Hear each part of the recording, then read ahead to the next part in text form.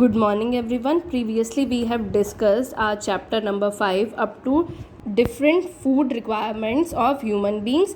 Now, we are going to start with the new topic, that is balanced diet. The food we eat, that is known as diet, a diet that contains the required amount of all the nutrients in correct proportion is called balanced diet, or in other words we can say the diet that contains all the nutrients, carbohydrates, protein, fats, vitamins and minerals, roughage and water in proper amount, in the right amount, that is known as balanced diet. The diet that contains all those nutrients in right amount, this is what we call balanced diet. No food contains all the nutrients in the necessary amount. Whatever the amount we needed for all the nutrients, that food doesn't contain. No food contains that amount. So therefore we should eat a variety of foods every day. A balanced diet that should contain food items from each of these groups means energy giving foods, means carbohydrates and fats, bodybuilding foods, proteins, oily foods, fats, protective food, vitamins and minerals. So all these things which are contained, the food which contains all these things, that is known as balanced diet. So a diet that contains carbohydrates, vitamins, proteins, minerals, roughage and water in the correct amount, in the right proportion, that is what we call balanced diet. So the next is digestion of food. We eat variety of food every day. The food that we eat is not directly used to provide energy. First of all, it broken down into simpler form, and the process of breaking down the food into simpler form, this is what we call digestion.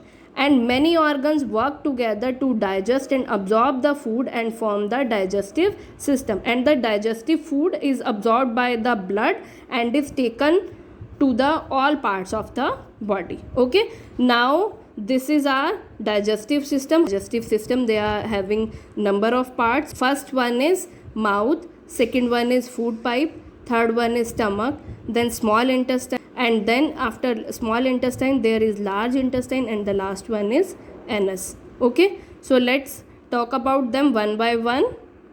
So the first one is mouth. The taking of food in the mouth is called ingestion. Our mouth has teeth, tongue and salivary gland. Now they are saying the process of digestion begin from the moment we put the food in our mouth, and we know with the help of our teeth we bite and chew the food to break down the food into smaller pieces. And when we chew the food, you all have observed, when we chew the food, the saliva in our mouth mix with the food.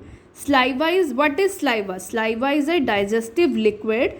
Saliva is digestive liquid that is secreted by the salivary gland. Okay, so as I have told you, the moment when we put the food in our mouth, from that moment the digestion of food begins. The process of digestion begins. With the help of our teeth, we bite and chew the food, and then we break down the food into smaller pieces, and after that tongue helps in swallowing the food. Tongues help us to swallow the food. Salivary gland secretes saliva which breaks carbohydrates into sugar. As I have told you, when we chew the food, the saliva in our mouth mixes with the food, and saliva is secreted by the salivary gland. They are digestive liquid. That's why we are able to feel the sweetness of rice and bread when we chew it properly. Next one is food pipe. From the mouth, the food passes through the food pipe and into the stomach. Okay, now the next one is stomach. Stomach is a hollow and muscular bag where food stays for 3 hours. In stomach, food stays for 3 hours. Stomach produces juices which break down the food further. They help in the breakage of food, break down the food into the more simpler form. The protein present in food break down it into simpler form. The juices which are present in stomach, they help into break down the proteins that are present in our food into simpler forms. From the stomach, the food is pushed into a long tube, that is called small intestine. After stomach, the food is pushed into the small intestine. Now, this small intestine, the juices produced in the small intestines are called intestinal juices. The juices from glands like liver and pancreas are also poured into the small intestine. The juices produced by the small intestine, liver and pancreas, they help in the breakdown of food completely. Then all the useful nutrients are absorbed by the blood and taken to all parts of the body. We can say the completely digestion of food occurs in the small intestine. After small intestine, the food that cannot be digested, that is pushed into the large intestine, where in the large intestine water is absorbed from the undigested food and makes it as a semi solid. We know that complete digestion of food occurs in small intestine. After small intestine, the undigested food is pushed into the large intestine, and from large intestine's wall, the walls which are present on the large intestines, they absorb the water from that undigested food and makes that food as semi solid. Now the next one is anus. Last step, the semi solid waste is passed out of the body through the anus, and this is called egestion. Okay, so I'll repeat the whole process. Moment when we put the food in our mouth, from that moment the digestion of food begins. With the help of our teeth, we chew and bite off the food and break down the food into smaller pieces. As we chew the food, the saliva in our mouth mix with the food. Saliva is a digestive liquid that is secreted by the salivary gland. What it will do, it breaks down the carbohydrates present in our food into simple sugar. That's why we are able to feel the sweetness of rice and bread when we put them in our mouth for long time. From the mouth, food passes through the food pipe into the stomach. Stomach is what? Stomach is a hollow muscular bag that digestive juices present in the stomach break down the proteins which are present in our food into simpler form.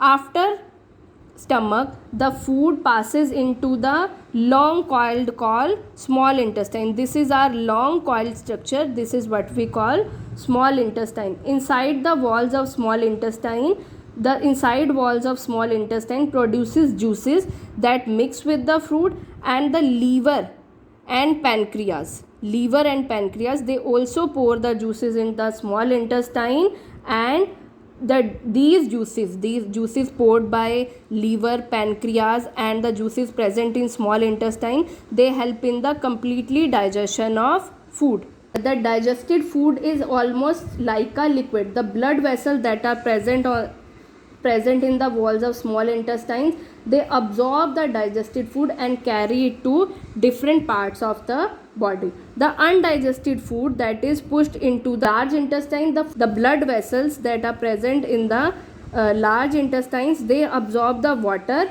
From that, they absorb the extra water present in that undigested food. Then the semi-solid waste is passed out through the anus from our body. Okay, so this was the all process of digestion. Okay, that's how our food is digested. Firstly, it moves to the mouth, then through food pipe it moves to stomach, and in stomach it stays for 3 hours. Then it's pushed into the small intestine. Small intestines helps into complete digestion of food. Then the undigested food is pushed on to large intestine, and from large intestine the extra water is absorbed, and that looks like a semi solid, and that semi solid is passed out from our body through the anus. Okay, now next is healthy eating habits. We must follow some healthy eating habits. Eat enough fruits and green vegetables every day. Drink plenty of water every day. Do not overeat. Do not eat junk food. Have food at fixed time. Rinse the mouth thoroughly after eating. Now they are saying these are some tips for proper digestion of food. First of all, you should have the food at fixed times, fixed hours. Chew your food properly before swallowing. You have to chew the food before swallowing the food. Eat lots of fruits and vegetables. Do not overeat. Overeat means do not eat in excess. How much necessary food you need, just eat that much food. Don't go for extra food. And drink plenty of water. Why? Because water helps in proper functioning of our body. Okay, and rinse the mouth thoroughly after eating. Okay, so what you have to do, read your chapter up to here and try this quick check part. Okay.